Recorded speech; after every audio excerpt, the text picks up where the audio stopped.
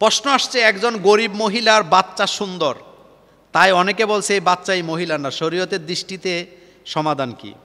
শুনেন, সুন্দর মানুষের কালো সন্তান হইতে পারে, আবার কালো মানুষেরও সুন্দর সন্তান।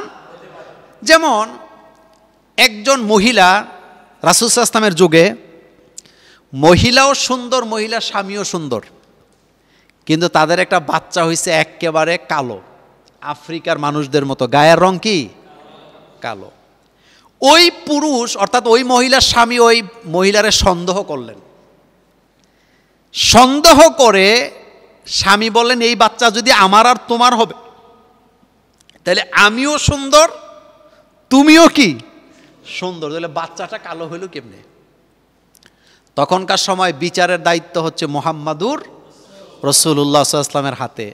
ওই মহিলা তখন স্বামীকে নিয়ে রাসূলুল্লাহর দরবারে হাজির হয়েছে, হইয়া বিচার দিছে। আল্লাহ রাসূলের কাছে বললেন, রাসূল আমিও সুন্দর, আমার স্বামীও কি সুন্দর, কিন্তু আমাদের বাচ্চাটা কালো হওয়ার কারণে আমার স্বামী আমাকে সন্দেহ করতেছেন, এজন্য আপনার কাছে ইনসাফ পাওয়ার জন্য আসছি, আপনি হুজুর ফয়সালা দেন। তো তখনকার সময় কি ডিএনএ টেস্টের কোনো ব্যবস্থা ছিল?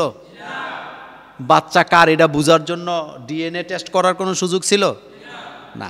মেডিকেল সায়েন্সের তখন এই অগ্রগতি ছিল না। কিন্তু রাসূল সাল্লাল্লাহু আলাইহি ওয়াসাল্লাম তো ডাক্তারদেরও কি ডাক্তার।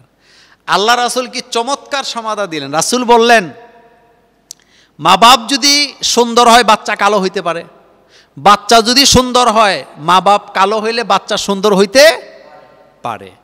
রাসূল ওই পুরুষটাকে বললেন, শোনো, তোমার পূর্বপুরুষের মধ্যে কেউ কালো ছিল, যার কারণে তোমার বাচ্চা কি হয়েছে কালো হয়েছে, সুতরাং তুমি তোমার স্ত্রীকে সন্দেহ করো না, যদি করো তাহলে তার প্রতি তুমি জুলুম করলা, তার প্রতি তুমি কি করলা। তাহলে প্রথমে আমরা জানলাম কালো মানুষের সুন্দর বাচ্চা হয়, সুন্দর মানুষের কালো বাচ্চা হতে পারে। এখন কথা হলো এই গরিব মহিলার বাচ্চা সুন্দর, তো বাচ্চা সুন্দর হয়েছে, সাংবাদিকের সমস্যা কি? কথা কি বুঝাইতে পারলাম?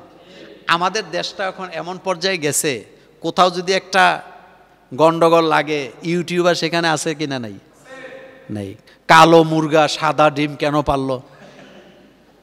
তো এগুলো কি কোনো নিউজ হইল? একজন গরিব মহিলা, তার ঘরে একটা বাচ্চা হয়েছে, মহিলাও সুন্দর, আমি একটা ভিডিওতে দেখছি, মহিলাও কিন্তু কি ফর্সা, আপনারা দেখে নেবেন, মহিলা অনেক ফর্সা। তো মহিলার বাচ্চা ফর্সা হয়েছে, সমস্যা কি? বাচ্চাটা দেখতে রাজপরিবারের বাচ্চার মতো লাগে, তো সমস্যাটা কি? বাচ্চাটা তারে দিছে কে? তা আমাদের সমস্যাটা কি? আমরা কেন এখানে একতেলাপ করব? অর্থাৎ মনে করছে যত সুন্দর বাচ্চা সব কাদের হয়? বড় লোকদের হয়। কিন্তু আপনারা খোঁজ নিয়ে দেখেন বড় লোকের ঘরে আরো উল্টাপাল্টা বাচ্চা বেশি। বড় লোকদের সব বাচ্চা খারাপ হয় এটা বলি নাই, কিন্তু গরিবের ঘরেও সুন্দর বাচ্চাই আছে, গরিবের বাচ্চারাও সুন্দরী, কারণ মানুষকে আল্লাহ সুন্দর করে বানাইছেন। সুতরাং এখানে সন্দেহ করার কিছু নাই।